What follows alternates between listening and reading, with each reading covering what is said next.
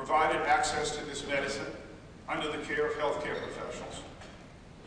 And some of us are dying, patients at a time.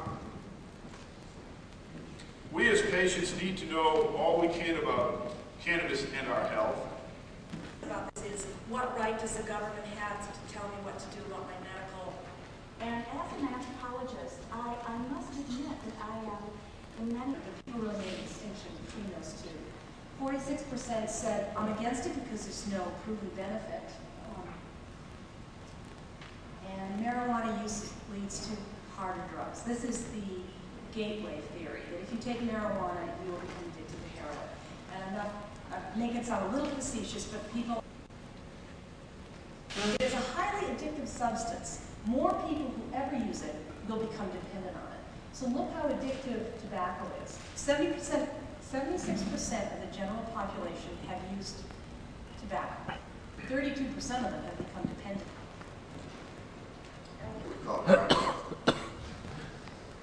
Medical texts call for use as a soporific, a healthy appetite, sharpening the wits, aphrodisiac.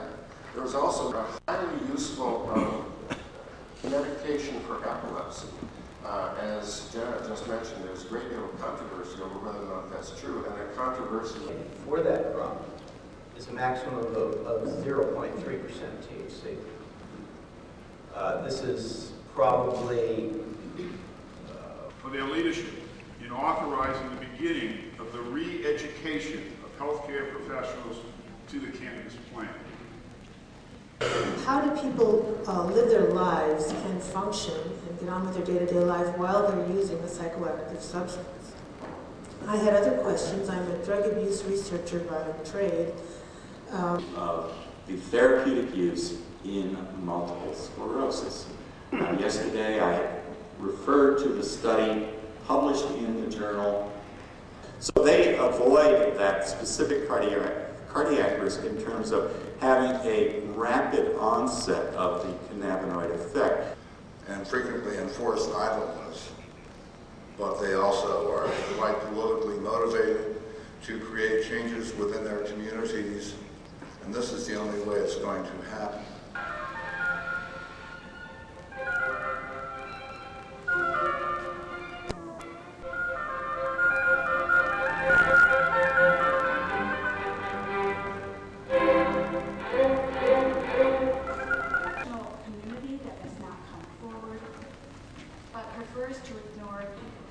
But there were two conversations I had yesterday that really captured my attention. And I'd like to talk a little bit about those because they lead into the kind of changes I made in my presentation today.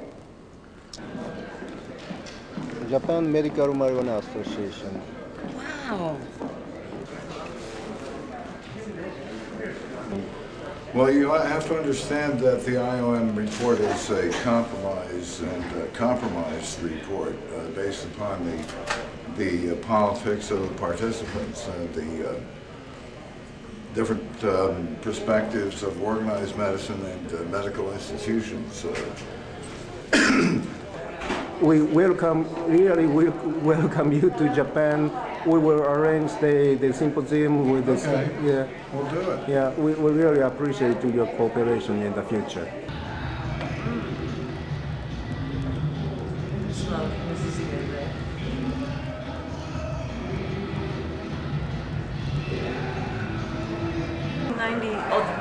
The first I received was 91. 91. I believe they started the program in 73. 73. There's a fellow in there that was the first one. Robert Randall. And how many people are legally getting from the government now, you know? There are 8 of us. And how do you get actually? Do they send by mail or you go to someone delivers? Or? They send it to my doctor's office and I run up to the doctor's office and pick up my marijuana. It comes in once a month. I get 300 cigarettes in a can a month, which is a half a pound, which equals 10 cigarettes a day for 30 days. And it seems to be just fine. Do you pay for that? No, I'm free. a government guinea pig. They can't charge. Free.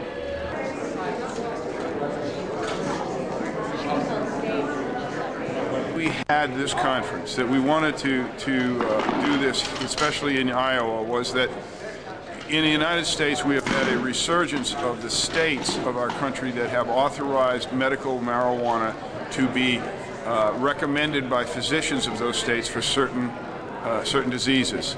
Those doctors and those nurses in these states do not necessarily have any formal education in the use of therapeutic cannabis.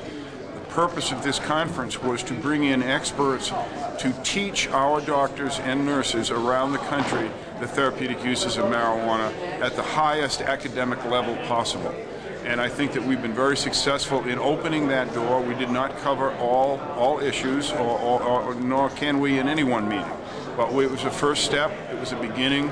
I believe that it will be follow-on conferences, and we will of course invite you to attend. It was fun to have you here.